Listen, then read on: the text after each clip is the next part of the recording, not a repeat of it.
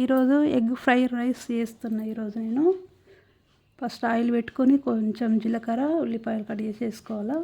తర్వాత ఎగ్స్ 3 పలగొట్టుకొని వేసుకోవాలా.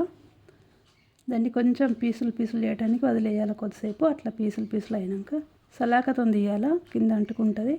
చెంచా అయితే రుద్దేసినట్టు అయితే పీసులు ఉండవు, అందుకని సలాకతోనే లేపిన. కొంచెం కల్జామాకు, మిర్చి, క్యారెట్ చిన్న ముక్కలుగా వేసుకున్నాను నేను. క్యారెట్, కొత్తిమీర అన్నీ వేసేసి కలిపేసుకొని ఈ ఫ్రై అంతా వేపుకున్న తర్వాత కొంచెం ఉప్పు, కారం టేస్ట్కి తగ్గట్టు వేసుకొని ఈ ఫ్రై అంతా రెడీ చేసుకున్న తర్వాత అన్నం పొడి వండుకోవాలి. ఫస్ట్ అన్నం వండిన తర్వాత ఇందులో వేసేసి కలిపేసుకునుడే. మంచిగా వేపుకోవాలి. అన్నం అనేది వేడెక్కే వరకు కలిపి ఎగ్ ఫ్రైడ్ రైస్ రెడీ. లంచ్లో